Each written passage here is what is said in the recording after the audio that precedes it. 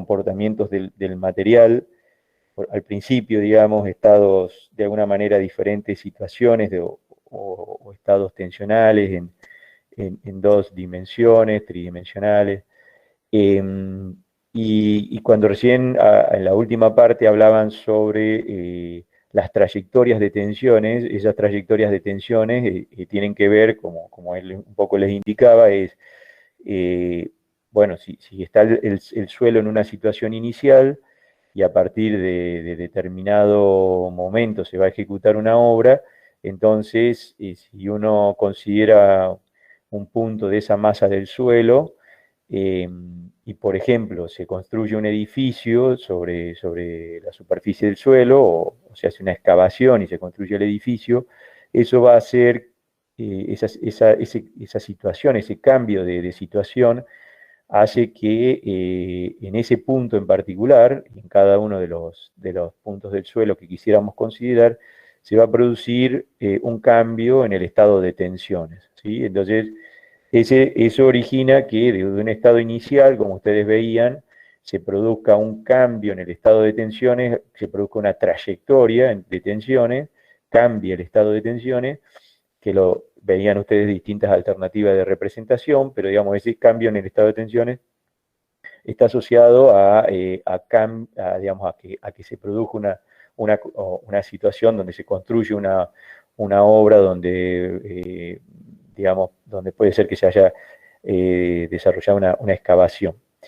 Bien, entonces, claramente ustedes para poder definir esas trayectorias necesitan de alguna manera conocer, digamos, quien está analizando el problema necesita conocer cuál es el cambio que se produce en el estado de tensión. Es decir, yo tengo un punto del suelo, como le decía, con un estado inicial de tensiones, y por efecto de la construcción que se hace, por ejemplo, se produce un cambio del estado de tensiones en ese punto del suelo, y yo necesito determinar cuál es ese cambio de tensiones, del estado digamos, ese incremento, esa modificación del estado de tensiones para poder analizar esa trayectoria de tensiones.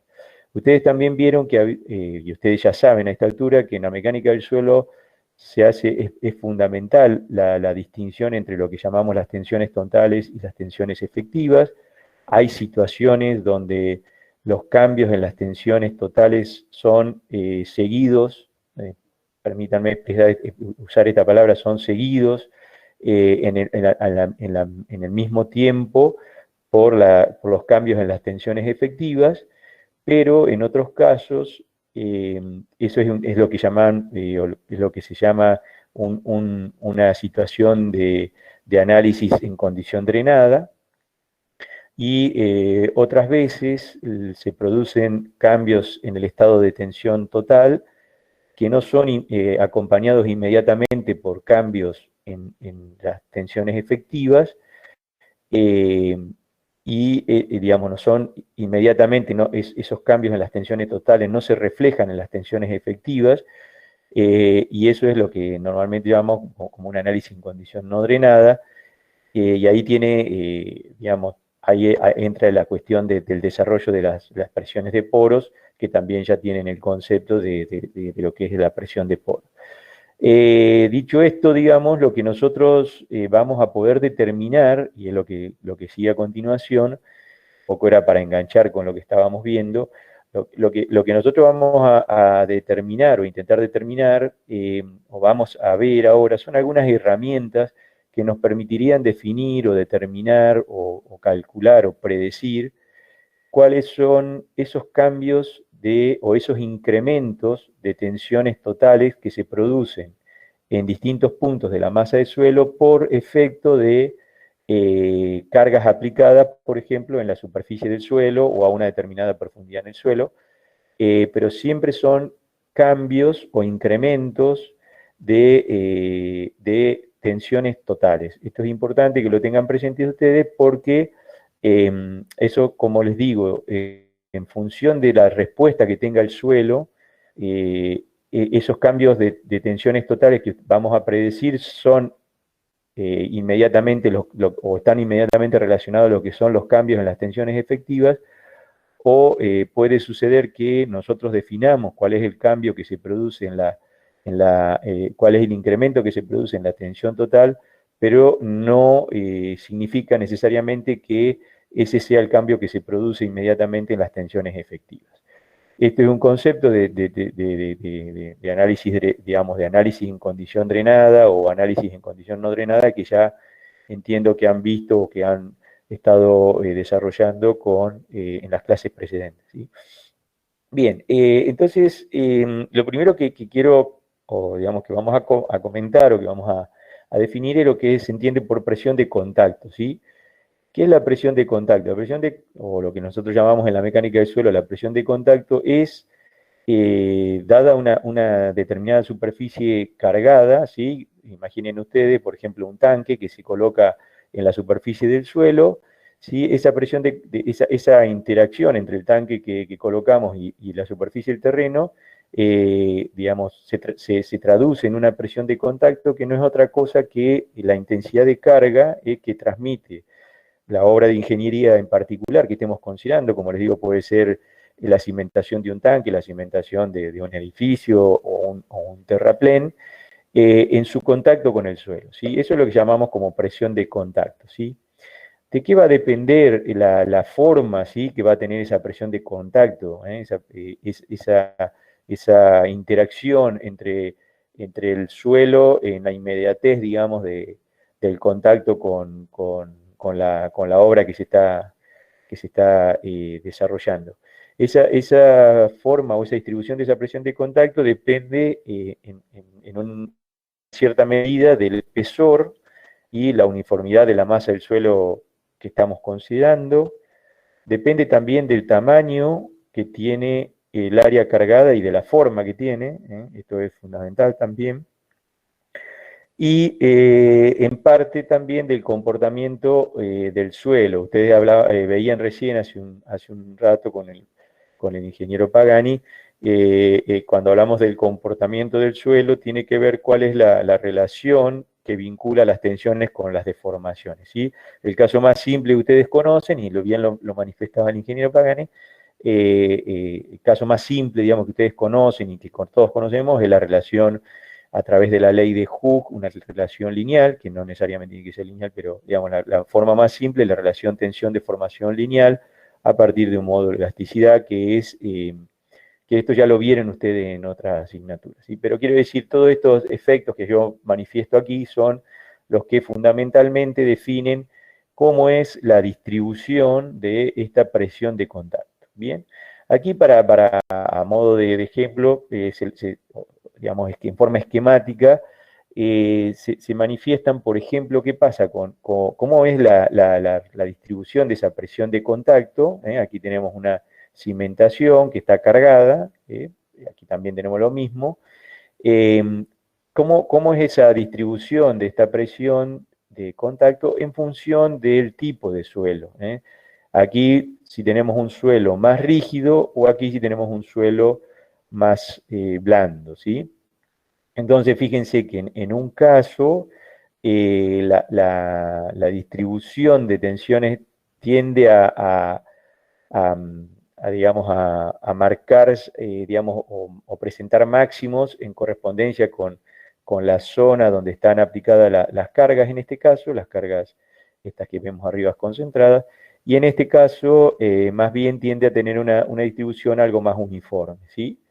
Eh, entonces, aquí ya tienen digamos, por lo menos vemos, digamos, cómo esta cuestión del tipo de suelo que tenemos aquí abajo, su estado, ¿sí? Fíjense que no estoy hablando de qué tipo, digamos, no estoy hablando de si es arena o si es arcilla, etcétera. No, estoy aquí hablando si es un suelo que está en condición más suelta o más compacta, si es más rígido, si es más blando, ¿no? Entonces, ese es un tema también en el suelo. El suelo pueden tener el mismo suelo, pero depende de la condición en la que esté el suelo, a veces tiene su comportamiento, es diferente, ¿sí? Bueno, desde aquí una primera situación. Otra situación también que afecta esa presión de contacto es la rigidez de la cimentación. Entonces, con la rigidez de la cimentación nos referimos a este elemento, de alguna manera, que hace las veces del elemento que transfiere la carga, ¿no? Entre el suelo y la estructura que tengamos arriba. Esto podría representar la cimentación de un edificio. Aquí, bueno, estamos viéndolo en un corte, pero digamos podría ser un elemento tridimensional, ¿no? Este podría ser la cimentación de un edificio, que puede ser más o menos rígida, esa cimentación, por un lado, y por otro lado, qué tipo de suelo tenemos abajo. Aquí, en este caso, estamos pensando en un suelo que es un material ideal. Cuando hablamos de material ideal, típicamente pensamos en un material elástico, lineal, un comportamiento ideal. Y en este caso tenemos una cimentación flexible. Entonces, si la carga que tenemos aplicada en superficie es uniforme, eso digamos, resultaría que la distribución de la presión de contacto va a ser bastante uniforme, prácticamente uniforme. Esta es una situación bastante ideal, pero bueno, que podría ser válida, ¿sí? Diferente es cuando ya pasamos a cimentaciones más rígidas, como son estos dos casos que tenemos acá, y ya estamos pensando en un suelo con un comportamiento predominantemente cohesivo, como podría ser una arcilla o un limo con arcilla, o un suelo de tipo granular, como puede ser una arena, ¿eh? Una arena o sea, un material que sea predominantemente arena, ¿sí? Entonces, en el primer caso, fíjense ustedes que si la cimentación es rígida y la carga es relativamente uniforme, eso se traduce en que, digamos, esas presiones de contacto van a ser más importantes hacia los bordes de la cimentación, y van a ser menores en el centro, que es diferente a lo que sucede, por ejemplo, cuando tenemos un suelo más bien de tipo granular, donde hacia los bordes las tensiones tienden a ser menores. Las tensiones, me refiero a las presiones estas de contacto, ¿sí? Los valores de esas presiones de contacto tienden a disminuir y se hacen más importantes en el centro, ¿sí?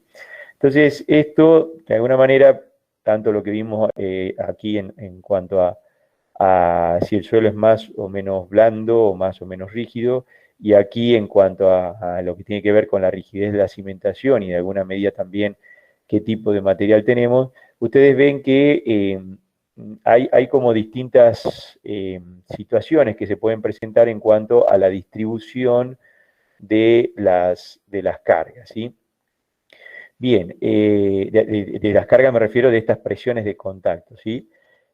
Bien, ¿por qué, digamos, de alguna manera introducimos esta idea? Porque, bueno, luego vamos a ver que en función de esta distribución, de, de lo que sucede con esta distribución de esta presión de contacto, es lo que sucede en la masa de suelo con los incrementos de presión en distintos puntos del suelo. Y continúo un poco para ir tratando de entender mejor esto. Yo les decía recién entonces que en función de cómo es esa carga, digamos, cómo es esa presión de contacto, de alguna manera, que yo puedo suponer que se aplica en esa superficie de contacto entre el suelo y la estructura. Eso hace que la distribución de esfuerzos en la masa del suelo tenga una determinada forma. Eh, para poder definir esa distribución de esfuerzos, vamos a valernos de una serie digamos, tradicionalmente, o la forma que lo podemos hacer, que yo les voy a presentar aquí hoy, es a partir de una serie de ábacos, o de una serie de fórmulas, de fórmulas cerradas, digamos, que permiten entonces conocer cómo se distribuyen esos incrementos de tensiones totales en distintos puntos de la masa del suelo. Pero esos ábacos o esas fórmulas cerradas se desarrollan o están desarrolladas bajo ciertas hipótesis, ¿sí?, del comportamiento de esa masa de suelo.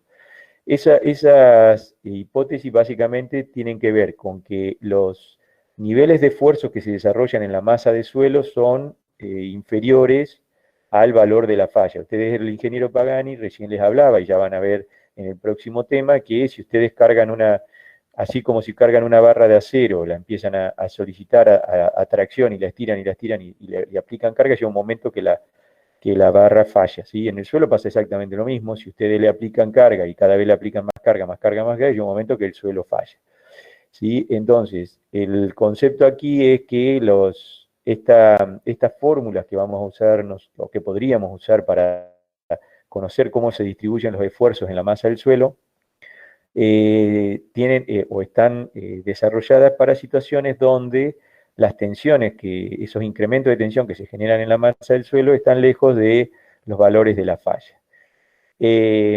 Otro aspecto que se tiene en cuenta es que el suelo se encuentra en equilibrio elástico, ¿sí? Bueno, quiere decir básicamente que hay equilibrio de tensiones, ¿sí? Eso es básicamente lo que quiere decir esta hipótesis de alguna manera, ¿sí?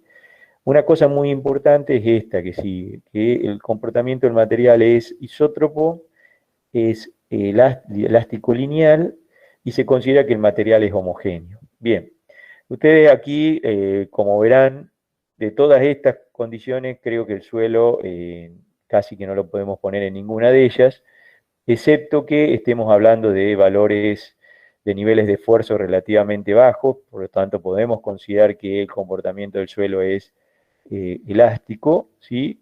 Isótropo, en general el suelo no tiene un comportamiento isótropo por su propia formación, suele tener direcciones, digamos, o sea, como direcciones de comportamiento, normalmente la dirección del comportamiento vertical y horizontal suelen ser, la respuesta del suelo suelen tener diferencia, pero bueno, consideramos, podemos, digamos, de vuelta hacer eh, aceptar esta condición y homogéneo, bueno, es que el suelo es el mismo en todos lados, ¿no? El mismo material. Esto, bueno, vale si estamos pensando que en una masa, en una parte del suelo podemos considerar que el material que lo conforma es aproximadamente el mismo, ¿sí? Entonces, si ustedes se ponen estricto, por supuesto es difícil, casi ningún material va a cumplir con estas características, pero normalmente se asumen que estas hipótesis en ciertas condiciones se pueden cumplir. Y luego vamos a considerar que el suelo también está caracterizado por dos propiedades típicas que son el módulo de elasticidad y el coeficiente de Poisson. Claramente, si estamos hablando de material elástico, este módulo de elasticidad es el que define su comportamiento, su rigidez, digamos, y el módulo de Poisson es el que está relacionado al comportamiento, digamos, de lo que pasa en una dirección con la otra, ¿no? Bien, entonces, dicho esto, estas son un poco las hipótesis sobre las que se basan o se fundamentan algunas soluciones que vamos a ver ahora, ¿sí? Soluciones, insisto, que qué es lo que nos permite definir o nos permiten establecer cómo se distribuyen cómo son esos incrementos de tensión en la masa del suelo.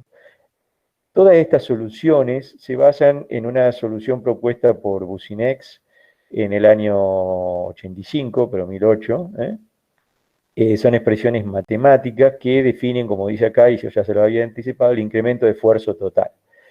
En el caso particular de la teoría de Boussinex, lo planteó para un espacio semi-infinito. Un espacio semi-infinito quiere decir que es un espacio que tiene una superficie y de ahí hacia los costados y hacia abajo, en la dirección X, en la dirección Y y en la dirección Z, Z siendo el eje vertical, X, Y los ejes horizontales, digamos, es en la dirección X, Y Z hacia abajo, el espacio es infinito, por eso es semi-infinito, habla de un espacio semi-infinito. Entonces Boussinex encontró la solución a cómo se distribuirían las tensiones en esa masa del suelo para una carga puntual aplicada en superficie. Y a partir de ahí se derivaron otras soluciones, como para situaciones de cargas en área, en un área determinada, eso vamos a ver algunas nosotros, también les voy a mostrar. Después también se derivaron soluciones para casos de que ya no fuese el espacio no fuese semi-infinito, sino que fuese un estrato de espesor acotado, para sistemas de varios estratos o para cargas por debajo de la superficie, ¿sí? Algunas de las situaciones que les planteo aquí digamos, que se derivaron a partir de esta teoría de Bussinet, ¿sí? Y cuando existen situaciones de cargas que son complejas, dado que nosotros nos manejamos o suponemos que valen las hipótesis que veíamos hace un momento, sobre todo la hipótesis de material elástico lineal, ustedes saben que, dadas esas condiciones, se puede aplicar el principio de superposición. Seguramente esto también ya se lo han comentado en alguna de las materias, seguramente en estabilidad 2 y en alguna otra. Entonces, bueno, dicho estos, digamos, planteadas esas hipótesis y estos conceptos que acabamos de ver, vamos a empezar a ver, de vuelta. No interesa aquí, no quiero entrar en los detalles de la fórmula, ni mucho menos, pero sí, lo que quiero que analicemos es algunas cuestiones que tienen que ver, eh, con conceptualmente lo que sucede, ¿no? Entonces, esta es básicamente la solución, a la que arribó, o la que planteó Bussinet: una carga puntual en la superficie la superficie del terreno, ¿sí? Y, la solución, digamos, lo que obtuvo fueron los incrementos de carga, fíjense ustedes, los incrementos de tensión, si lo queremos llamar así, que se producen debido a esta carga puntual aplicada en la superficie del terreno, en un punto que está ubicado a una determinada profundidad z, y que podría estar en el eje de la carga o a una cierta distancia, ¿sí? Aquí la solución está planteada en términos de coordenadas cilíndricas. Fíjense que está en z, en r y en θ, pero, digamos, no pasa nada, simplemente es una forma de expresarlo de una manera más, en este sistema de coordenadas, en vez de ser x y z, es z, r y θ, porque por una cuestión de simetría, es más cómodo hacerlo en este sistema. Lo que yo quiero que ustedes vean es que, de alguna manera, ustedes pueden definir, cómo cambia el estado de tensión en distintos puntos del suelo debido a la situación de aplicar una carga en superficie. Esto es un poco a lo que yo hacía referencia y les decía. Es decir, si uno va en este caso particular, aplica aquí, pongamos, para poder asociarlo, ¿no? Supongamos que aquí esta carga puntual nos representa una estructura que podría ser, digamos, podríamos llegar a considerar como una carga puntual, una cimentación de, a lo mejor, un tanque de agua, aunque no lo es exactamente, pero una primera aproximación para poder tomar un ejemplo concreto.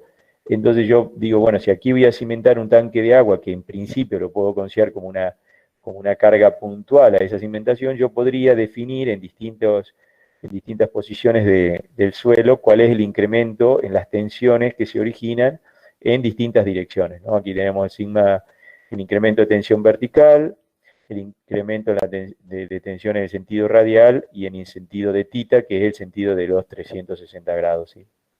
Y a su vez también los que son las tensiones tangenciales. Aquí hay una, digamos, que se desarrolla, las otras dos son cero por una cuestión de simetría, ¿sí?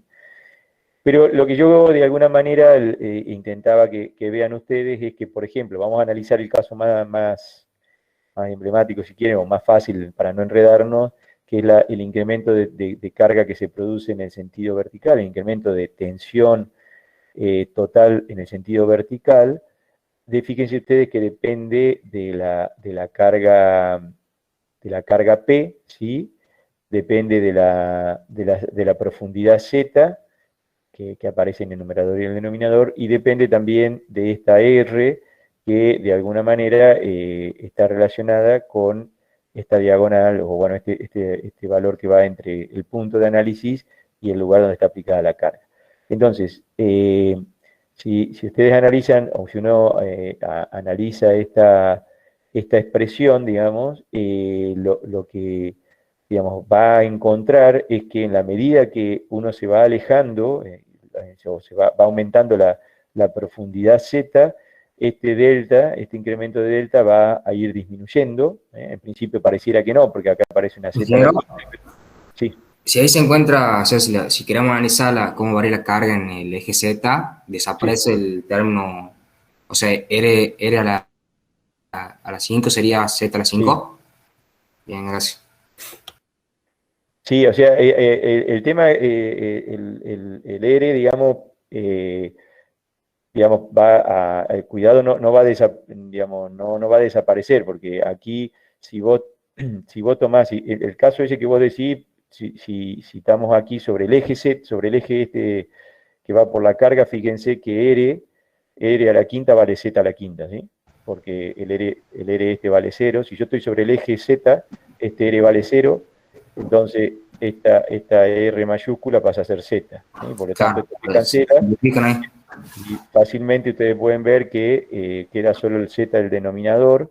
Por lo tanto, en la medida que yo me voy alejando de la superficie del terreno, el incremento de Z se hace cada vez más pequeño, ¿eh? Porque aumenta Z, P es constante, y esto también es una constante. Lo que me detuve un poco en esto, porque para que ustedes vean, lo cual es lógico, que si yo tengo una carga aplicada en superficie, en la medida que me voy alejando en profundidad, el incremento de la carga o el efecto de la carga tiene que hacerse cada vez menos importante, ¿sí? Entonces, un poco las expresiones estas es lo que nos ayudan a encontrar. En esta otra transparencia, o en esta otra diapositiva, ahí pueden ver exactamente lo que veíamos recién. Fíjense, aquí o se está manifestando cuál es la variación de delta de sigma z respecto de z para cuando R vale cero. Insisto, cuando R vale cero, quiere decir que, no, estamos analizando qué pasa con delta de sigma z según este eje, y entonces vemos, si bien está representado para el costado, digamos aquí, permítanme que lo diga así, son tensiones en el sentido vertical, ¿sí? Ustedes pueden ver cómo en la medida que vamos en profundidad, esas tensiones van disminuyendo, ¿sí? Luego, por otro lado, si también lo podríamos deducir a partir de esta expresión, ¿qué pasa si fijamos un valor de z, fijamos el valor de z y vamos cambiando el valor de r? O sea, este r se hace cada vez, digamos, el r este va cambiando, ¿no? Si yo fijo z aquí, pero voy cambiando este r, quiere decir que este r se va a hacer más grande porque cambia este r, o sea que este número que está acá abajo se va a hacer cada vez más grande. Entonces eso, para una determinada z, se convierte que en función de que yo cambio este R, va cambiando el R mayúscula y va disminuyendo el delta de sigma z. Es decir, para una profundidad dada, en la medida que yo me alejo de la vertical donde está la carga, los delta de sigma van disminuyendo, lo cual también es bastante intuitivo, pero lo que yo quería es que ustedes lo vean manifiesto, o sea, esto también lo manifiestan las expresiones, ¿sí? Entonces, digamos, intuitivo porque es bastante, creo que si ustedes yo les pregunto, miren, tiene una carga aplicada acá, ¿qué va a pasar si yo me voy alejando? Es bastante intuitivo pensar que el efecto de la carga tiende a disminuir, ¿sí? Entonces, esta fue la solución que encontró Businek. Aquí hemos analizado las tensiones en el sentido vertical, delta de sigma z. Uno podría hacer el mismo análisis con las otras, no tiene sentido enroscarnos en eso, pero básicamente lo que siempre van a indicar estas expresiones que en la medida que me voy alejando de la zona cargada, las tensiones tienden a disminuir, ¿sí? Bien, esto entonces fue una solución que encontró Businex, y a partir de ahí, como yo les decía, se fueron derivando soluciones para otras situaciones de carga. Por ejemplo, para una carga, supongamos que en la superficie del terreno se aplica una carga, digamos, de tipo lineal, puntual, pero lineal, ¿sí? Entonces, o un tipo de carga que nosotros podríamos asociar a esta situación, ¿sí? A eso me refiero.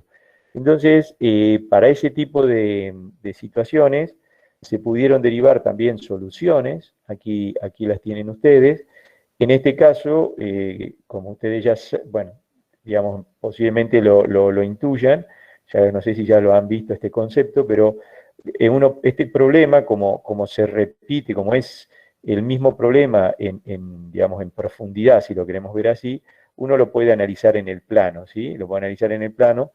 ¿Por qué? Porque la situación que pasa en el plano se va repitiendo en el sentido, digamos, en profundidad.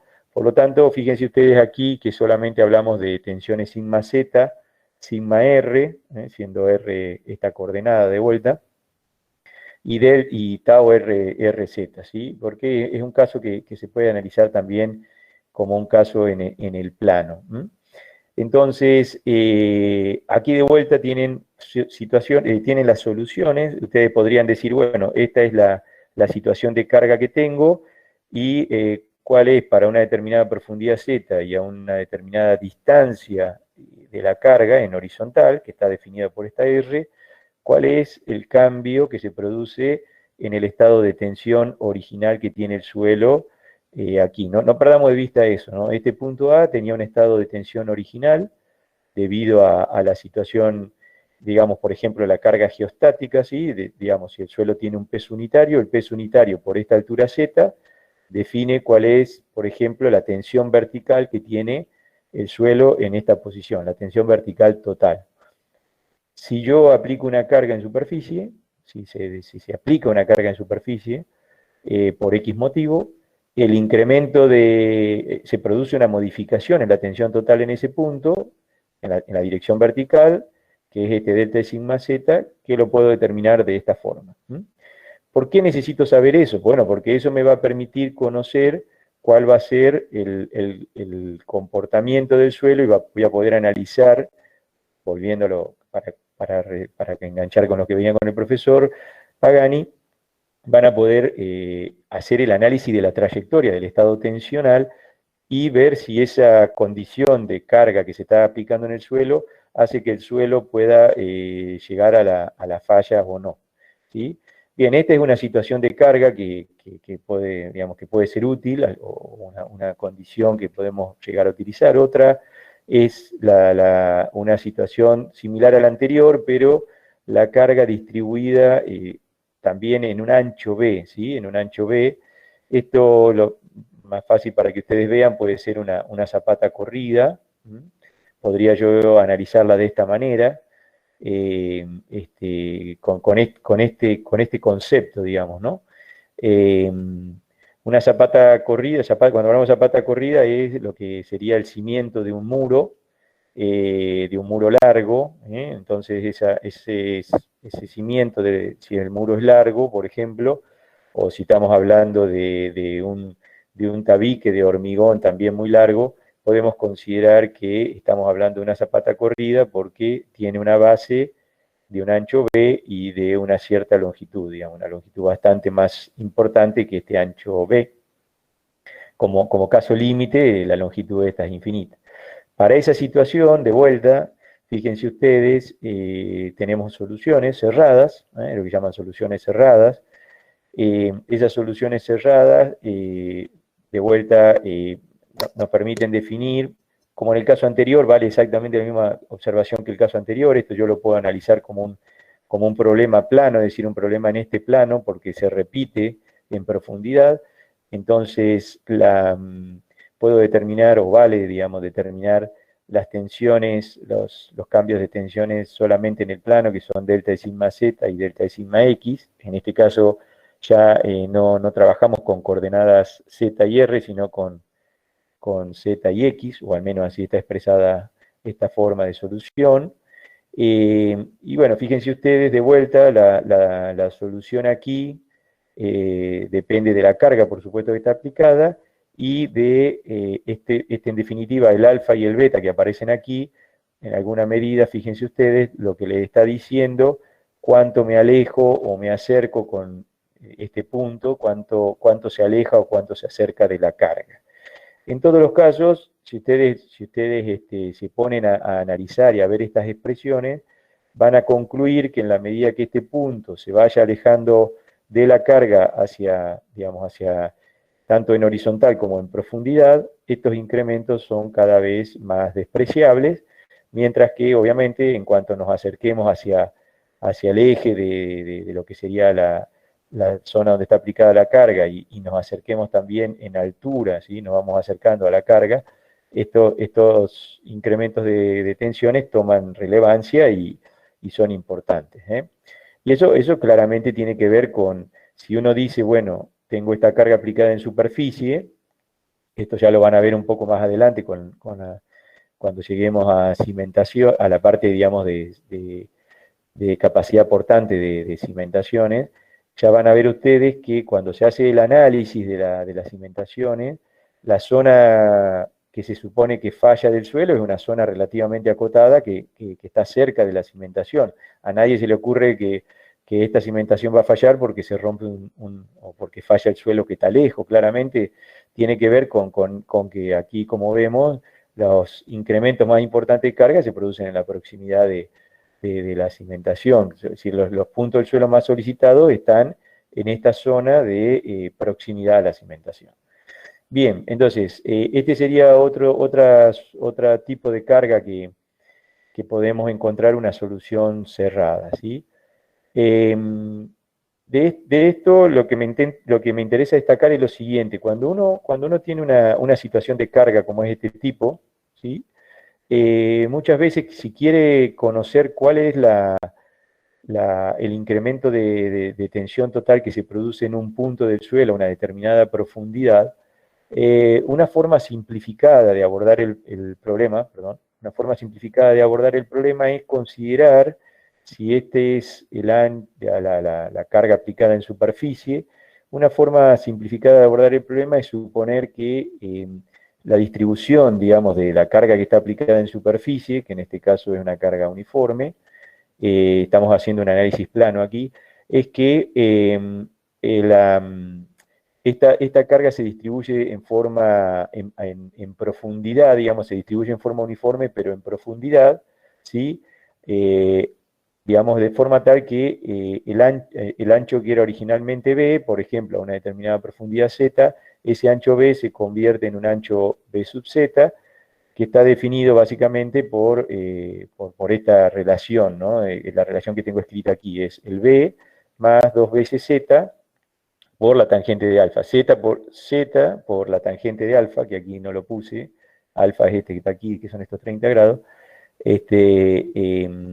me permite, Z por la tangente de alfa me da este segmento, ¿sí? Que está aquí, por eso está multiplicado aquí 2 veces. Entonces, básicamente, esto es lo que llama en método de dispersión de la carga en una forma de tronco, ¿no? De tronco de pirámide, una cosa así. Esa es una forma simplificada de analizar el problema, se lo usa, no hay problema. Es decir, ¿por qué me interesa esto? Porque yo quiero saber, por ejemplo, dada esta condición de carga en superficie a una profundidad de 3 metros, cuál es el incremento de carga de los puntos del suelo que están a una profundidad de 3 metros. Y entonces yo puedo, aplicando esta lógica, tratar de definir cuánto vale la carga o el incremento de carga a esta profundidad, ¿sí? Esa es una forma, y la otra sería aplicando la teoría de Boussinesq, que hace referencia a tratar de usar esta solución que tenemos acá, ¿sí? ¿Cuánto valen los incrementos de tensiones verticales a una profundidad Z definida, que en este caso son 3 metros, aplicando esas ecuaciones que acabamos de ver? Entonces, fíjense ustedes, aquí yo hacia la izquierda he dibujado si en superficie, para un ancho B de 4,3 metros, la carga Q vale 100 kilonewton metro cuadrado, a una profundidad de 3 metros, para un ancho de 7,8 metros, implica que esa carga Q implica un incremento de carga aquí de 55,4 kilonewton metros, ¿sí? No he puesto las unidades para no hacer engorroso el dibujo, pero son 55,4 kilonewton metros, ¿sí? Esto sería la solución, digamos, de considerar que esta carga uniforme en superficie se distribuye uniformemente en profundidad. Si nosotros tomamos la consideración esta que acabamos de ver, entonces vemos que en correspondencia con el eje de aplicación de la carga, el valor que tenemos es casi 70 kilonewton por metro cuadrado, en correspondencia con el borde a donde termina la carga, es 45 kilonewton por metro cuadrado, y a una distancia equivalente a 30 grados, perdón, a una distancia que tiene que ver con este ángulo de 30 grados, es de 17,1 kilonewton por metro cuadrado, ¿sí? Entonces, fíjense ustedes, estos valores, ¿sí? Si lo contrastamos con este valor, contra este otro valor, porque aquí suponemos que todo esto sería uniforme, ¿eh? Aquí lo que tienen que ver ustedes es que si yo hubiese considerado la solución esta aproximada, todo esto sería una distribución uniforme. En cambio, considerando esta teoría, tengo aquí como una especie de campana, ¿no? Una especie de campana. Entonces, al comparar estos resultados con este otro, vemos que para el caso donde, en el caso donde la posición, aquí puse la posición en metro, ¿no? Donde el X vale 0, ¿eh? Es decir, en este punto tenemos si nosotros consideramos esta solución, tenemos un error de un 20% en defecto, ¿sí? Predecimos que el incremento de carga aquí, el incremento de carga vertical, en correspondencia con un punto que está en el eje y a una profundidad de 3 metros, es un 20% menor. Esa diferencia, si ya no, nos vamos hacia el extremo de la carga, ahora la predicción que hacemos en este caso es un 20% mayor. Y si nos vamos a una distancia que son, bueno, no, esta distancia no la calculé, pero si esto es 7,8, deben ser un metro y algo. Esta distancia, bueno, 3,90 metros, aquí está, que serían casi, sí, un metro y algo más acá. Fíjense que el error que cometemos es casi un 200%. Es decir, nosotros predecimos que el incremento de carga, si usamos esta lógica, es de un 50, digamos, el incremento de carga es de 55 kilonewton metro cuadrado, o kilopascales también si queremos decirlo, y aquí, según la teoría de Boussinesq, está en el orden de los 20. O sea que tenemos una diferencia del doble, ¿no?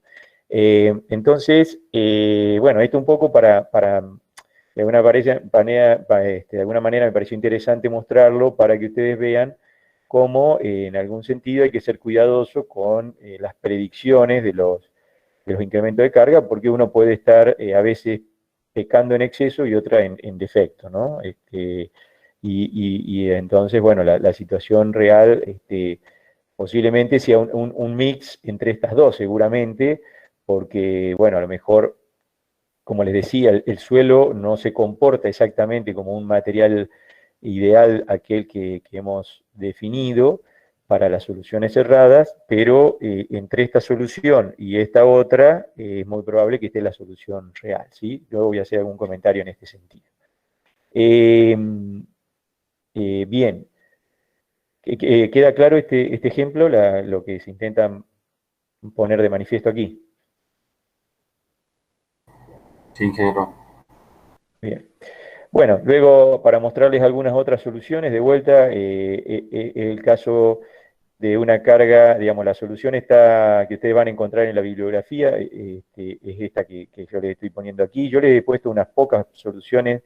Insisto, en la bibliografía hay muchísimas soluciones a muchísimas situaciones de carga en superficie, ¿sí? Entonces, aquí tenemos una carga que tiene una distribución de vuelta uniforme en profundidad, pero en el plano, digamos, tiene una distribución triangular, y aquí a modo de ejemplo le he planteado en dónde se podría aplicar este tipo de solución, y es, si nosotros tenemos un terraplén se puede construir, por ejemplo, porque es necesario elevar el nivel del terreno natural para luego construir aquí un tanque, o porque aquí hay que construir una carretera y aquí es un bajo, por donde pasa la carretera es un bajo, el camino va en sentido perpendicular a la pantalla, ¿no? Entonces se construye el terraplén para poder ganar en altura y luego construir el camino aquí y que no se inunde el camino en época de lluvia, ¿sí? Entonces, bueno, esta zona del terraplén Digamos, si yo quisiera, por ejemplo, construir este terraplén, en la medida que yo construya el terraplén, el estado de tensión de los puntos que están aquí abajo en el suelo va a cambiar y por lo tanto, si yo quiero conocer cómo cambian el estado de tensiones en los puntos del suelo, yo podría, para esta parte de la carga, el efecto que produce esta parte del terraplén, lo puedo asociar con este esquema y, por ejemplo, tratar de averiguar cuál es el efecto que produce esta parte del terraplén en un punto ubicado aquí donde tengo el cursor, ¿sí? Esa es un poco la idea de cómo usar estas soluciones. Bien, otra situación bastante útil, o otra solución bastante útil que se puede dar es una carga que en superficie, vista en planta, la superficie cargada sea una superficie de planta circular, con una carga uniforme aplicada. Esta solución puede ser, por ejemplo, como les decía, en el caso de un tanque por ejemplo, para almacenar petróleo, digamos, o para almacenar algún, no sé, combustible, o para almacenar agua, que está apoyado en, por ejemplo, en un terraplén como este, puede ser un caso, o otra situación también puede ser que directamente esa planta esté apoyada directamente sobre la superficie del terreno natural.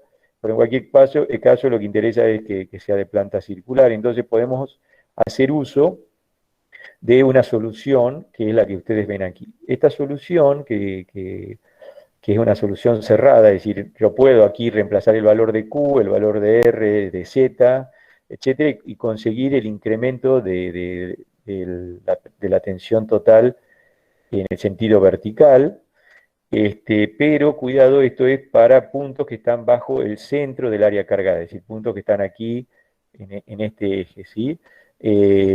Porque no, en el caso de que yo quiero determinar la solución para un punto que está fuera del eje, debería hacer uso de esta ecuación, que no tiene una solución cerrada, ¿sí? No, esta integral no tiene una solución cerrada, y para esta situación, digamos, es decir, si yo quiero determinar incrementos de carga para esta situación de carga, incrementos de tensión total vertical en profundidad y fuera del eje de lo que sería el área cargada, debo recurrir o puedo recurrir a tablas como las que les marco aquí de Alvin y Ullery, que permiten determinar el incremento de la tensión total en vertical a partir de la carga Q aplicada y de dos coeficientes A y B que se obtienen de tabla en función de estas relaciones, Z sobre R, Z sobre el radio del área cargada, y R chica, R minúscula, perdón, R minúscula, que es la posición en horizontal del punto de análisis, también dividió el radio del área cargada. Esta es una posibilidad de solución.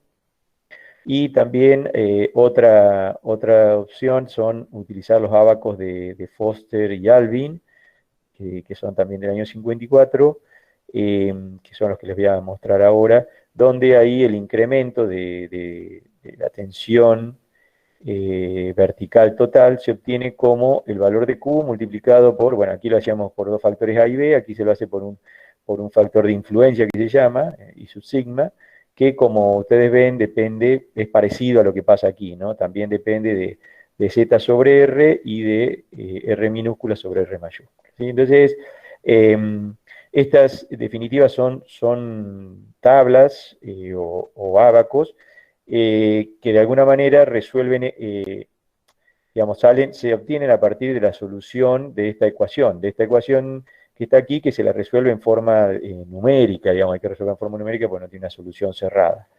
Entonces, aquí en particular yo les estoy mostrando los ábacos de Foster y Alvin, que lo van a usar ustedes, lo pueden llegar a usar en la práctica, o para resolver el parcial, algún ejercicio, o como les digo, hay ejercicios en la práctica para usar esta tabla. Fíjense, se trata entonces de una carga uniforme de área circular que está en superficie, ¿sí? Y Lo que nos permite definir este ábaco es cuál es el incremento de la tensión vertical a una determinada profundidad z y a a una determinada distancia r del eje que pasa por el centro, del eje vertical que pasa por el centro del área cargada. Lo definimos, como les dije antes, el desincremento de carga es la carga Q que tenemos aplicada, multiplicada por este coeficiente, por este factor de influencia, y ahora vamos a ver ese factor de influencia se obtiene a partir de estas curvas que tenemos aquí. Si ustedes ven en estas curvas, me voy a tomar un momento para ver estas curvas, para que cuando la tengan que usar, bueno, por lo menos ya las hayamos presentado. Aquí fíjense que dice factor de influencia. Entonces, fíjense en el eje vertical, aquí tenemos la relación Z sobre R. Si ustedes miran aquí en este gráfico, pueden definir claramente qué es Z sobre R, qué es cada cosa. Y aquí, estos números que tenemos aquí, de cada curva tiene un número asociado, y ese número está relacionado con la relación R, la R minúscula, dividido la R mayúscula, que es, insisto, el radio del área cargada. Fíjense ustedes que hay para distintos valores, hasta el valor de 0. Cuando estamos hablando de 0, obviamente si 0 quiere decir que esta R minúscula vale 0, o la R minúscula que tenemos acá, perdón, vale 0, es decir, estamos sobre el eje del área cargada, sobre el eje vertical del área cargada, y de alguna manera esta curva debería tener relación con esta solución que tenemos acá, que es lo mismo, ¿no?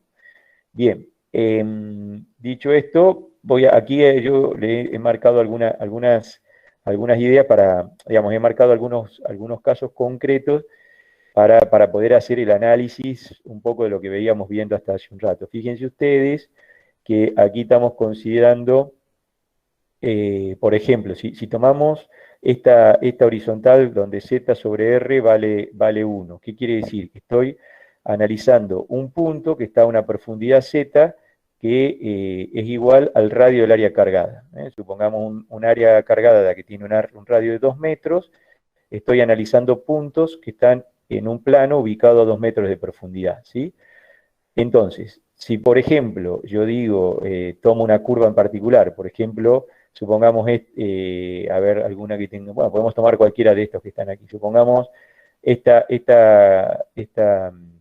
curva, donde esta horizontal de 1 corta la curva esta de R sobre R igual a 3, ¿sí? El valor del coeficiente de influencia, fíjense ustedes, vale 0, o este factor de influencia vale 0.006. ¿Qué quiere decir? Estoy analizando un punto que la profundidad del plano está, o el punto está a 2 metros de profundidad, porque dijimos que el radio este valía 2 metros, y como esta relación R sobre R mayúscula vale 3, quiere decir que la R esta tiene que valer 6.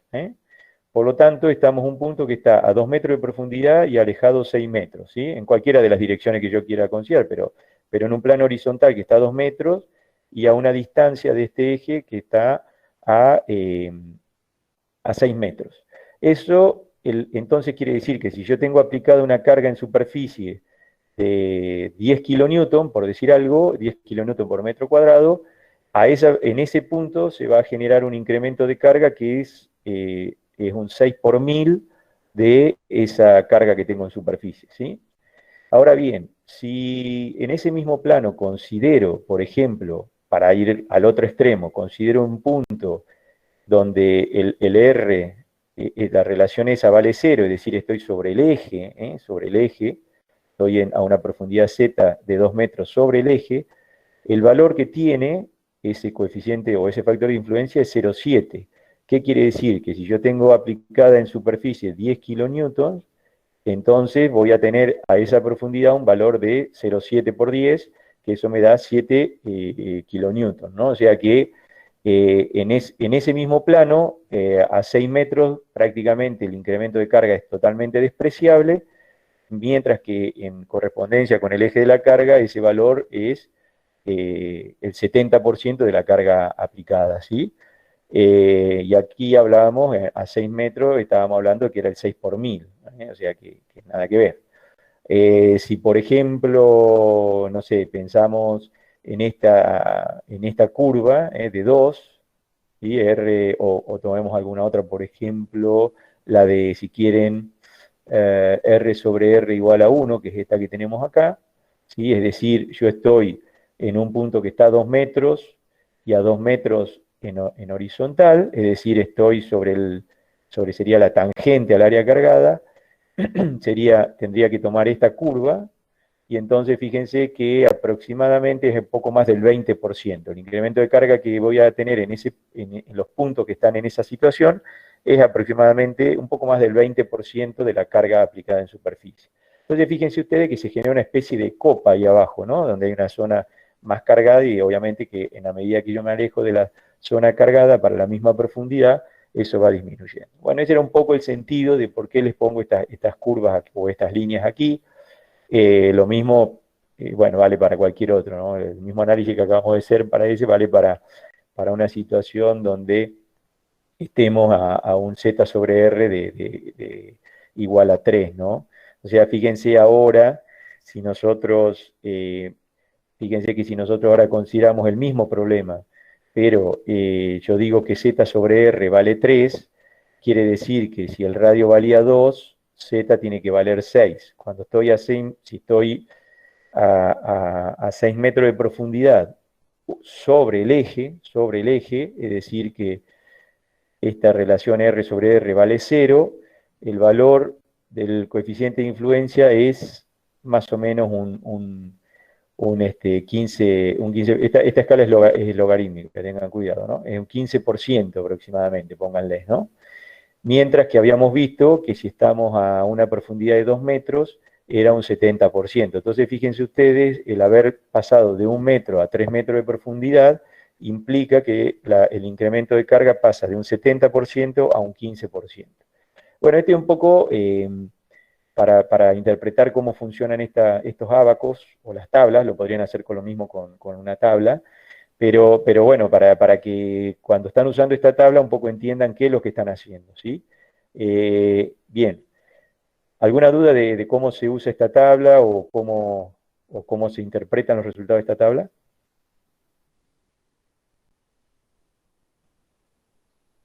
Bueno, bien.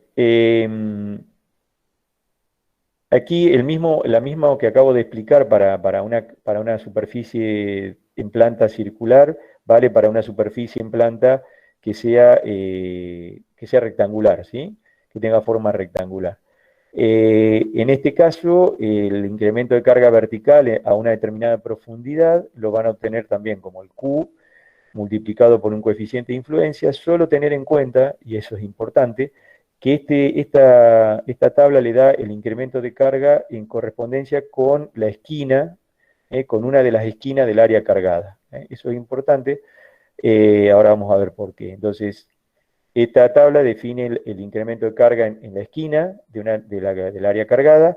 ¿Cómo se entra esta tabla? En esta tabla se entra con dos coeficientes que son M y N, son intercambiables, donde M y N son la relación, en este caso, por ejemplo, M es B sobre Z, B es el ancho del área cargada, dividido la profundidad Z, a las cuales estoy analizando el punto de interés, y L es la otra dimensión del área cargada, también dividido Z, eso tiene el valor de N. Entonces aquí entro, por ejemplo, con el valor de N, aquí en abscisas, y supongamos que tengo el valor de N vale 1, entonces subo y aquí, como ustedes ven, tengo valores de M. Entonces corto la curva que corresponde, o la próxima, lo más próximo a lo que me corresponda de M, y a la izquierda voy a obtener el valor del coeficiente de influencia. Y con eso voy a poder definir el incremento de la tensión vertical normal, perdón, la tensión vertical total, el incremento de tensión vertical total en el punto de análisis.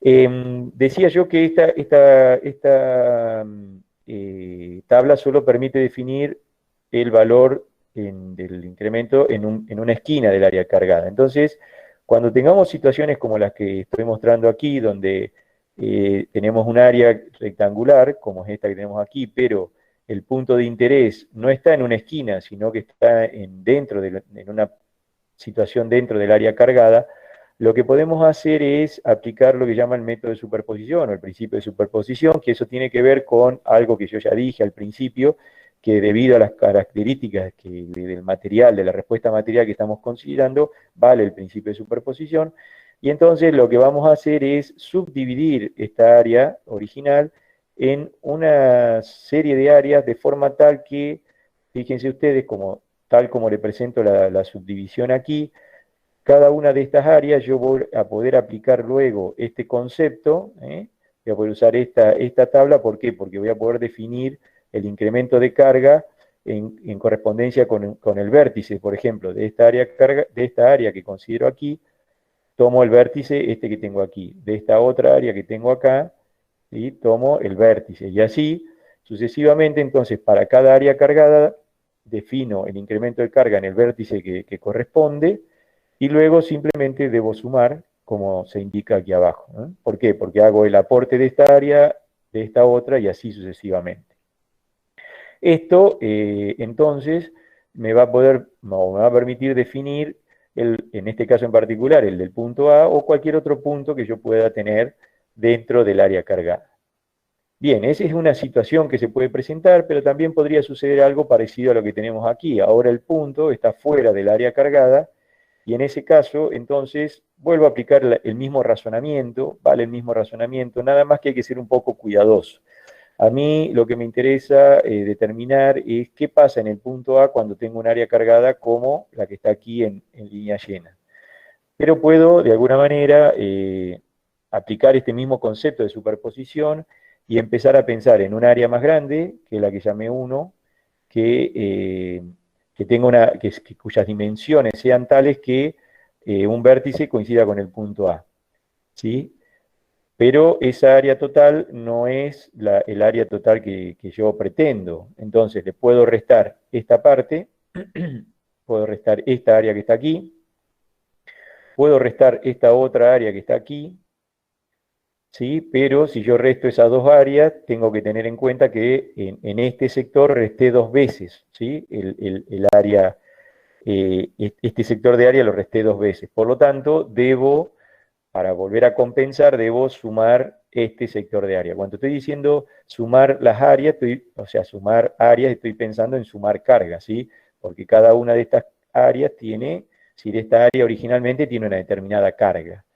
Entonces, de vuelta, vamos a aplicar el principio de superposición como, y bueno, voy a considerar el área más grande, que llamé 1, y a eso le voy a restar el área 2 y 3, como se manifiesta aquí, se resta el área 2 y 3, y se vuelve a sumar el área 4. Cuando digo se suma el área, estoy sumando la incidencia de las áreas, ¿no? Es decir, yo puedo determinar para cada una de estas áreas, en este vértice, aplicando, como habíamos visto, este cuadradito, perdón, este ábaco, este ábaco que tenemos aquí, yo puedo definir para cada uno de estos sectores, definir cuál es perdón, cada uno de estos sectores, el grande y este otro, y así sucesivamente, cuál es la incidencia que tienen en este punto A.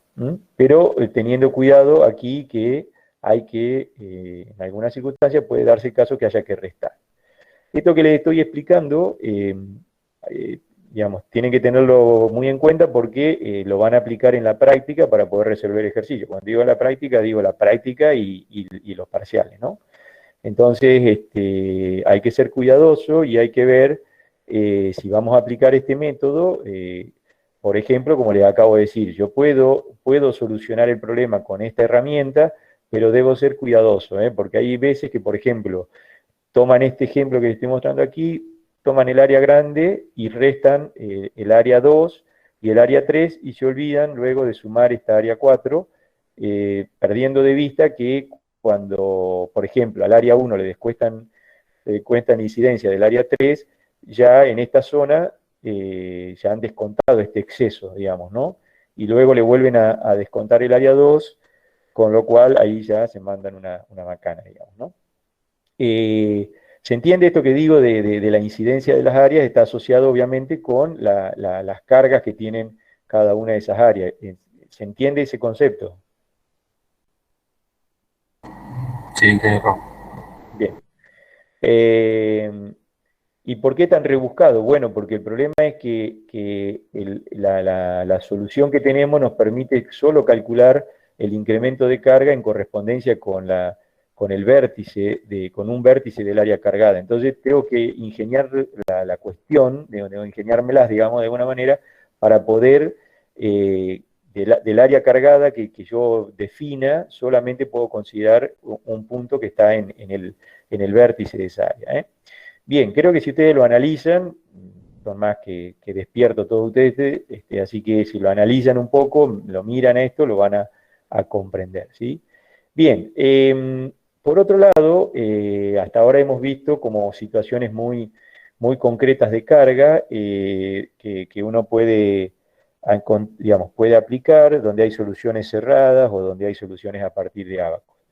Pero pueden darse situaciones donde, como en el caso que vimos recién, no queremos aplicar este método, no queremos hacer tanto lío para encontrar la solución, y entonces decimos, bueno, ¿qué otra herramienta existe? Bueno, existe lo que se conoce como la carta de influencia de Newmark.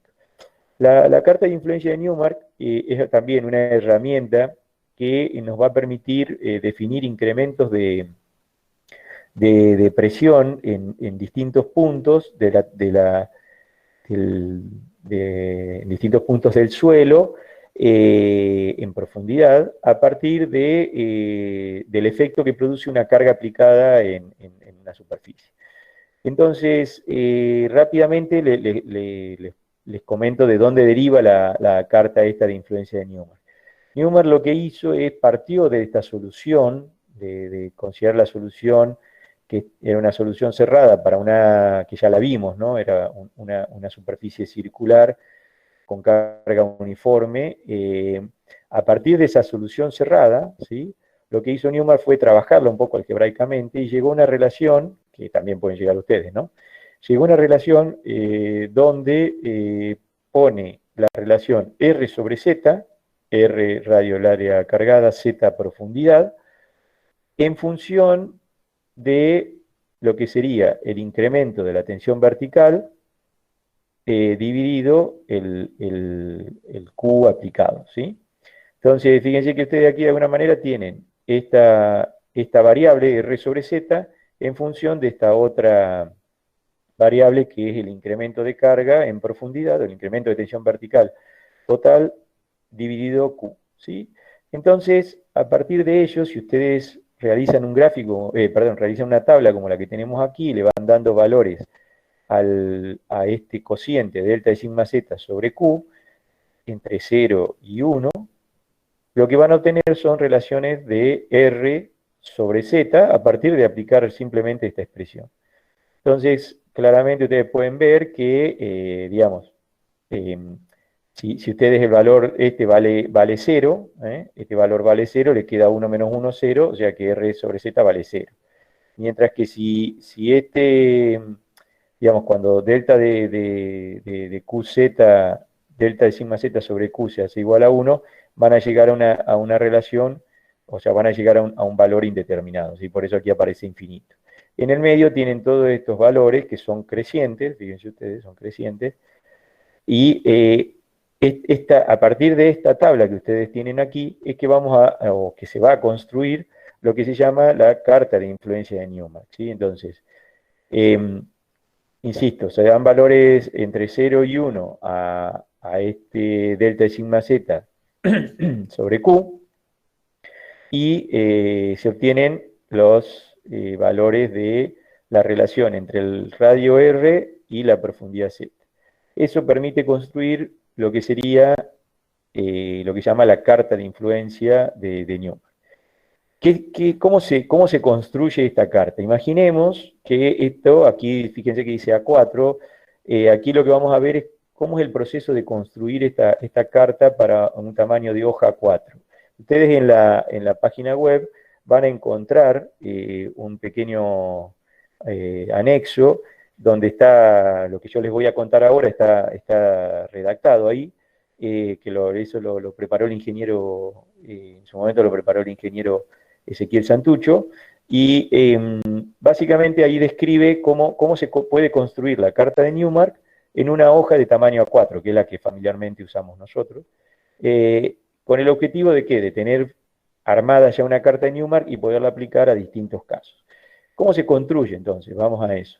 Si estamos pensando en una hoja de tamaño A4, lo que vamos a hacer es, vamos a tomar de estas relaciones que tenemos aquí, por supuesto esto no tiene sentido, vamos a tomar esta relación R sobre Z más grande que la que corresponde a 1,91, y eso lo vamos a, esas relaciones que están ahí, los que nos están definiendo de alguna manera, son radios de círculos, que son estos círculos que ustedes ven, círculos concéntricos que ustedes ven marcados aquí, o ven dibujados aquí. Ese 1,91, que es el valor que yo tengo, que si ustedes se fijan, obviamente es un valor adimensional, porque es una relación de radios. Entonces, ese 1,91 yo lo quiero representar, esa relación R sobre R de 1,91, la quiero representar en una hoja 4, y lo que voy a buscar es cuál es el radio que puedo construir, qué radio de círculo puedo construir que me represente este valor 1,91, cuál es el radio más grande que puedo construir en esa hoja 4. Cuando ustedes digamos, haciendo el análisis, van a ver que, para que quede, digamos, una cosa lógica, el radio ese puede tener un valor de 9,55 centímetros, ¿sí? Entonces, lo que básicamente hacemos aquí es definir una escala para esas relaciones R sobre Z, digamos, que surge a partir de considerar el valor de 1,91 representado con un círculo que tiene un radio de 9,55 centímetros. Eso permite que nosotros podamos dibujar el círculo que aquí aparece en rojo, en una hoja de tamaño A4, que es la que luego vamos a usar para resolver el problema, ya vamos a ver cómo. Entonces, dicho esto, de aquí si ustedes hacen la relación, eso le da una relación de 0,2, ¿sí? Entonces, esta es la escala que nosotros usamos para representar todos los otros círculos. ¿Qué quiero decir? Si yo sé que un círculo de 1,91 lo represento digamos, un círculo que me representa esta relación R sobre Z igual a 1,91, lo represento con este círculo que tiene un radio de 9,55 centímetros, para todos los otros círculos que tenemos acá, perdón, todas las otras relaciones R sobre Z que tenemos acá, vamos a poder definir cuáles son los radios de los círculos a partir de esta escala, ¿no? Entonces vamos a tener todos estos otros círculos concéntricos que ustedes ven aquí representados, ¿sí? ¿Qué es lo que luego se hace una vez que tenemos definidas esos círculos concéntricos? Se dividen esos círculos concéntricos con estas líneas que ustedes ven aquí, se los divide para definir lo que llamamos en la carta de Newmark las áreas de influencia. Bien, ¿cuántas divisiones voy a poder hacer aquí? Las que uno quiera, dentro de cuestiones normales y dentro de cuestiones lógicas. Aquí está planteado, fíjense ustedes, se han dividido o se han considerado 10 divisiones que se convierten en 20, ¿no? 10 en la parte de arriba y 10 en la parte de abajo. Ya estoy considerando 10 diámetros, si quieren llamarlo así. Entonces, eso hace que me queden definidas aquí estas áreas, que a su vez, si yo considero todas las áreas que tengo, son 200 en total. Si yo cuento la cantidad de áreas que tengo aquí, quedan 200 áreas, ¿sí? Cada una de estas áreas hace o define lo que se llama un coeficiente de influencia. Por eso el coeficiente de influencia en esta carta que hemos armado nosotros, es 1 sobre 200, porque son 200 sectores que me quedaron definidos aquí, a partir de haber construido los círculos concéntricos, haberlos subdividido. Son 200 áreas y por lo tanto eso define o establece que esta carta tiene un coeficiente, digamos, los coeficientes de influencia que de cada una de estas áreas va a ser 1 sobre 200. ¿M? O el coeficiente de influencia que yo tengo que considerar para esta carta de Newmark es 1 sobre 200. Bien, entonces, ahí yo tengo definida lo que sería la carta de Newmark, tengo definido lo que es el coeficiente de influencia asociado a esta carta de Newmark. Si yo hubiese hecho menor cantidad de divisiones, hubiese tenido menor cantidad de áreas y hubiese cambiado el coeficiente de influencia, ¿se entiende? Este coeficiente de influencia surge entonces, insisto, por la cantidad de áreas que tenemos. Y ahora vamos a ver cómo aplicamos concretamente esta carta de Newmark a un problema en particular. Lo que define Newmark, supongamos que nosotros tenemos una superficie cargada como la que se presenta aquí en pantalla, y quiero determinar la influencia que genera esta superficie cargada en un punto que está en planta, está ubicada en esta posición P, y está a una determinada profundidad Z, ¿sí? Entonces, en particular, supongamos que la profundidad del punto que yo quiero analizar el problema está a una profundidad Z igual a 5 metros. Y la ubicación de ese punto P respecto a la planta que estoy analizando es la que yo le estoy planteando aquí en este momento. Entonces,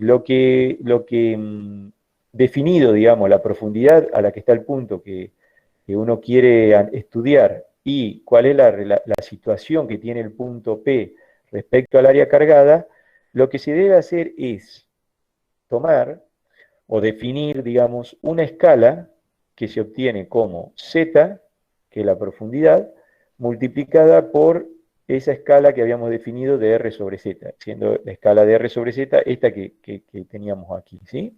Que en este caso, para esta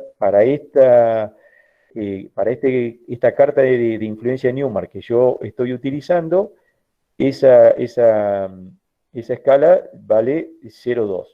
Si voy a volver un poquitito. Si yo en vez de haber tomado esta situación, hubiese dicho que en vez de tomar 9,55 para representar el círculo de 1,91, tomo otro valor aquí, la escala que voy a obtener de R sobre Z claramente va a ser otra, ¿sí? Digo esto para que ustedes tengan en cuenta que esta representación que yo estoy haciendo para esta condición tiene esa escala de R sobre Z. A esa escala de R sobre Z la multiplico por el punto Z de interés y me va a dar una escala de metros sobre centímetros. En esa escala de metros sobre centímetros es en la escala que yo tengo que dibujar la superficie cargada real. ¿Qué quiero decir con esto? Yo voy a tener un problema real donde digo la superficie cargada tiene tanto por tanto por tanto por tanto, etcétera, ¿sí? Me define esta superficie cargada. Y también me define la ubicación del punto P respecto de esa área cargada. Yo lo que tengo que hacer es, utilizando esta escala, escalar el problema real para ponerlo en la carta de Newmark. ¿Y qué es lo que tengo que tener presente? Que el punto P, que es el que me interesa analizar, el punto P, que es el que me interesa analizar, tiene que estar, o tiene que coincidir la ubicación del punto P con el centro de la carta de Newmark. Y luego, obviamente, en función de cómo ubique el punto P, va a quedar definida la posición del área cargada representada en esta escala. ¿Se entiende esto? Esto es importante porque es el corazón del método, digamos, ¿no? Si ustedes le equivocan acá, le equivocan en todo. ¿Por qué?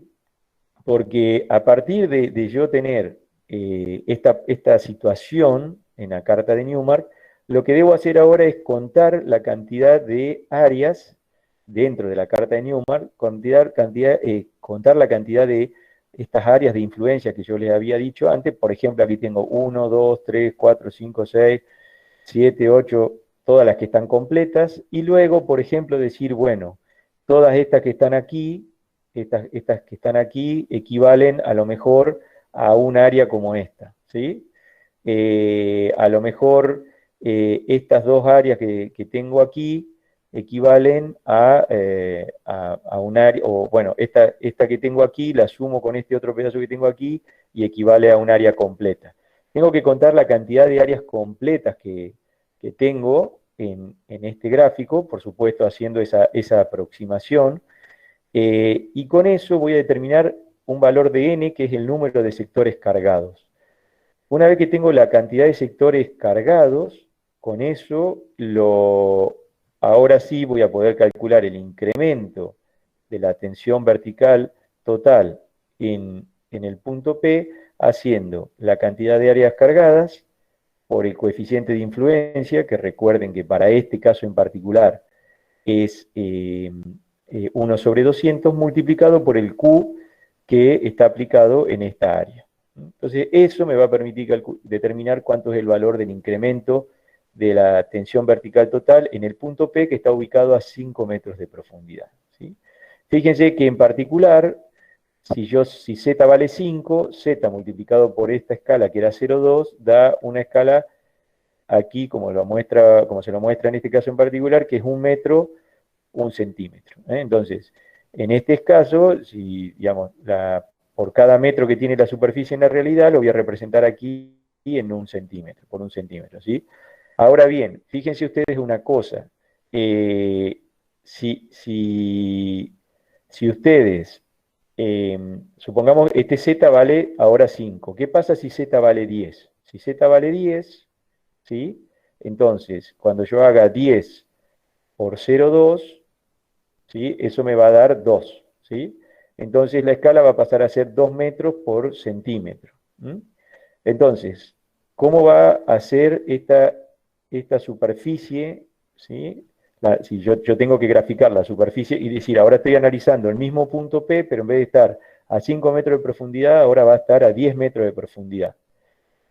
¿Qué debería pasar con el incremento de carga este? Va a ser la mitad. Bien, debería disminuir, muy bien, ¿sí? Debería disminuir. ¿Y cómo se manifiesta esa disminución? ¿Por qué va a ser menor? Recuerden ustedes que yo dije que La área, digamos, de la superficie va a ser la mitad, digamos, de ese, entonces... va a ser más chica, exacto, muy bien, muy bien, muy bien. La superficie que ustedes tienen aquí representada, como esta escala cambia, pasa a ser 2 metros, 1 centímetro, obviamente toda esta superficie es como que se reduce, por lo tanto, la cantidad de sectores cargados va a disminuir sustancialmente, y eso va a hacer que disminuya el valor del incremento de carga. ¿Se entiende? Esta es la idea del uso de la carta. Muy bien, quien me contestó, no puedo ver quién fue, pero porque no pierdo de vista quién habla, pero ese es el concepto que está atrás de la carta de Newmark, ¿sí?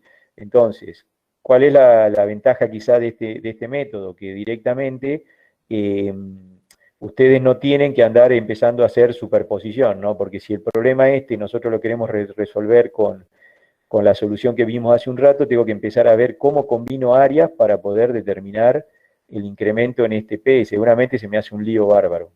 Entonces, si bien este método de Newmark a lo mejor tiene cierta aproximación al momento que uno tiene que ver cómo por ejemplo, estos sectores que están cargados aquí, cómo los considera, eso lleva a que hay una cierta aproximación. Si el trabajo está hecho con cierta rigurosidad, las diferencias que obtendrían aplicando el método de Newmark y aplicando el método de superposición usando la solución que vimos hace un rato no es tan importante. Bien, ya para ir cerrando, bueno, esto lo paso y simplemente una consideración que no viene al caso, pero sí me interesa introducirles el concepto de lo que son los bulbos de presión. Los bulbos de presión está asociado a lo que veíamos recién. ¿Cómo se distribuyen esos incrementos de cargas en profundidad y a medida que nos alejamos de las cargas, ¿no? De la zona cargada? Eso es lo que ustedes van a escuchar hablar en la mecánica del suelo de los bulbos de presión. ¿Qué quiere decir esto? Lo que nos define los bulbos de presión, fíjense ustedes, por ejemplo, esto que ustedes ven acá, los bulbos de presión quedan definidos a partir de líneas que unen puntos que tienen igual incremento de carga. ¿Qué quiere decir esto? Permítanme que avance un momento. Supongamos que aquí tenemos, en este caso es una cimentación corrida de ancho B, con una carga Q. Aplicando alguna de las soluciones que vimos, podría yo definir para distintos puntos en profundidad y alejándome, cuáles son los incrementos de carga que se producen en esos puntos. Y así definir o ubicar puntos para los cuales, por ejemplo, el incremento de carga vale 0,4 de Q. Esta línea me define puntos para los cuales el incremento de la tensión vertical va a ser igual a 0,4 de la carga aplicada. O esta otra que define valores de 0,2 de Q, por ejemplo, ¿sí? O el 20% de la carga, y así, ¿no? Entonces yo podría definir zonas donde, y era un poco lo que les decía antes, zonas que van a tener mayor incidencia de la carga aplicada en superficie y zonas donde prácticamente esa incidencia se hace despreciable. Eso, por ejemplo, para el caso de una cimentación corrida tiene esta forma, y para el caso de una cimentación cuadrada tiene esta otra forma, que ustedes me dirán, bueno, más o menos es lo mismo. Sí, más o menos es lo mismo. Ahora, yo les llamo la atención sobre lo siguiente. Fíjense ustedes que si la cimentación es corrida, tienen las dos, y esta es una cimentación cuadrada, en planta estoy hablando, ¿no? Cimentación corrida quiere decir que tiene un ancho B y es en la dirección perpendicular a la pantalla, tiene longitud infinita. Esto quiere decir que tiene B por B en planta, o sea, B en este sentido y B el ancho o la profundidad perpendicular a la pantalla. Entonces, en el caso de la cimentación corrida, estamos hablando que a una profundidad igual a 6 veces el ancho B, y digamos, en puntos que están aproximadamente en la zona del ancho B, fíjense, a una profundidad de 6 veces B, el incremento de carga es un 10% de la carga aplicada en superficie. Eso a una profundidad que vale 6 veces B. Supongamos que B fuera 2 metros, estamos hablando a 12 metros, aproximadamente es esto, ¿no? Esto es ingeniería, no es detalle así, no vamos a empezar a cosas finas. Pero yo estoy diciendo aproximadamente a 12 metros y medio, estamos hablando que si tenemos aplicado en superficie 10 kilonewton o 10 kilopascales, aquí vamos a tener 1 kilopascal de incremento de carga, de incremento de tensión total. Si la carga esa de 10 kilopascales está aplicada en un área de sección, en un área de planta cuadrada, vemos que el incremento ese del 10% se produce, o mejor dicho de otra forma, a una profundidad de 2B, o sea, a una profundidad de 4 metros, el incremento de carga es el 10% de la carga aplicada en superficie. Fíjense ustedes cómo la incidencia, cómo esto tiene que ver un poco lo que yo también les decía al principio, cómo en la forma del área cargada tiene incidencia en cómo se distribuye cómo es el efecto en profundidad. Para este tipo de carga, aún a una profundidad de aproximadamente 12 metros, tenemos, para ese caso particular que tomé, ¿no? Tenemos un incremento de carga del 10% de la carga aplicada, mientras que en este caso, ya a una profundidad de 4 metros, esa incidencia llegó al 10%, ¿sí? O sea que en este caso, la zona de influencia es más limitada, o la zona de influencia que tiene importancia, digamos, es mucho más limitada que en este otro caso. Por lo tanto, esta es una cosa interesante de lo que es el concepto del bulbo de presiones. El bulbo de presiones de alguna manera nos define qué zona, en las proximidades del área cargada son relevantes para el análisis, ¿sí? Y de alguna manera eso, por ejemplo, nos podría servir para definir si uno quiere hacer un análisis, una investigación del terreno, decir, bueno, hasta qué profundidad quizá tiene importancia analizar lo que pasa en el terreno, es decir, o conocer o investigar el terreno, bueno, si el área cargada tiene ciertas características, digamos, por ejemplo, un área cuadrada, y bueno, a lo mejor con llegar si tiene un ancho B, con llegar a una profundidad de aproximadamente 2 veces B, ya está bien, porque a esa profundidad yo sé que el incremento de carga que se va a originar debido a la carga aplicada en superficie es un 10%, por lo tanto ya ahí puedo considerar que la incidencia de la carga aplicada en superficie es despreciable. En este otro caso no es tan así, fíjense que por lo menos tendríamos que llegar hasta 3B o 4B para hablar de una zona donde empieza a dejar de tener importancia la carga aplicada en superficie, ¿sí? Bien, dicho esto, digamos, bueno, ¿por qué también este cuadro que yo les planteo acá está asociado a esto de aquí? Lo pueden ver en detalle después, pero tiene un poco plasma lo que les acabo de comentar. Pero sí, de vuelta, ¿por qué puede ser importante esto del bulbo, de los bulbos de presión? Fíjense ustedes, supongamos este terreno, ¿sí? Donde tenemos, ese terreno tiene en algún lugar, en profundidad, una determinada profundidad, tiene un estrato blando, y entonces supongamos que en superficie se va a construir en este caso se construye una cimentación de estas dimensiones, de forma tal que en función de esas dimensiones, el bulbo de presión que corresponde a este incremento de carga de 0,2 de Q, afecta a esta zona del terreno, ¿sí? Por decir algo. Bueno, perfecto, bueno, ahí no me importa con lo que pasa, o prácticamente la incidencia o la importancia que puede tener el estrato blando en el análisis del problema que estamos haciendo, quizá lo puedo obviar. Sin embargo, si en superficie la carga aplicada tiene un área cargada, el área cargada es más importante, por lo que acabamos de ver, ¿sí? Como la profundidad, ¿sí? Fíjense que aquí esto depende del B, ¿no? Esta profundidad de incidencia depende del B. Entonces, si el B crece, en profundidad también voy a crecer, por lo tanto, el 0,2 de Q en este caso, obviamente va a actuar sobre un área más grande, y ahí puede sí ser de interés el hecho de que aquí haya un estrato blando. Entonces, fíjense que para el mismo terreno, si la situación de carga o el área cargada cambia, el tipo de análisis o la situación que se puede presentar es muy diferente en un caso y en otro. Lo mismo en esta situación que tenemos acá.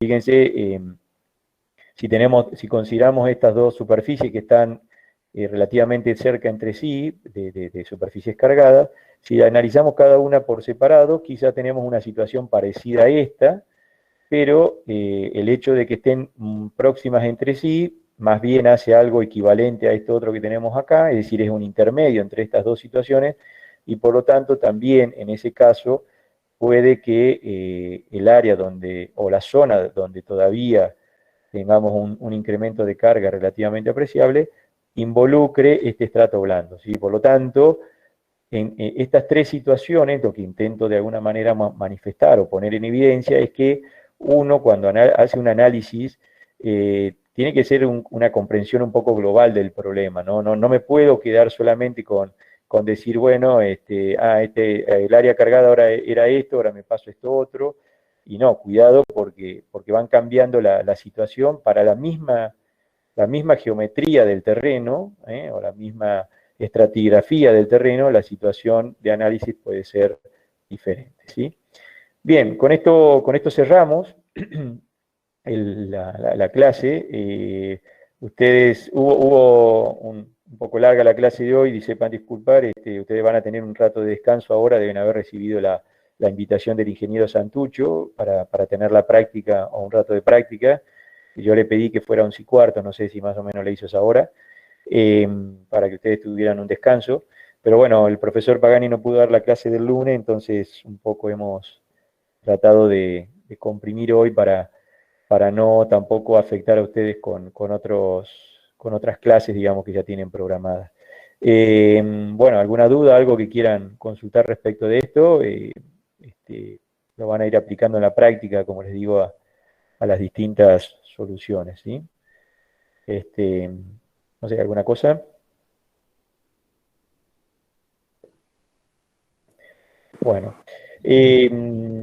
entonces, entre mañana, jueves y viernes me estoy comunicando con ustedes por el tema lo que es el laboratorio para los presenciales. Hoy voy a informar a la secretaria académica porque estaba esperando un poco esto. Les pediría, si puede ser, hasta mañana, las personas que están fuera, si me pueden enviar un correo, por favor, confirmándome que están fuera, que no van a ser parte perdón, del laboratorio, para que yo tenga el número exacto, que insisto, en este momento son 39 los que van a estar. Entonces, para que yo pueda definir bien los grupos y pueda informar la cantidad de personas que voy a tener por grupo a la secretaria académica digamos, de alguna manera tenga toda la información para que, bueno, ya saben cómo es todo esto, los protocolos, etcétera. Entonces necesito de alguna manera contar con una cierta autorización bueno, yo en función de la cantidad de personas que tenga, tengo que organizar los grupos, ¿sí? 13 personas me parece que por grupo podemos manejarlo bien. Y bueno, todo depende luego, cuando estamos ahí, de que todos mantengamos la distancia social, ya somos todos grandes, ya sabemos bien, son gente bien preparada ustedes, así que eso ya saben que lo tienen que hacer. Llenar la papeleta, ¿sí? Bueno, entonces por favor los que no, los que están fuera y de paso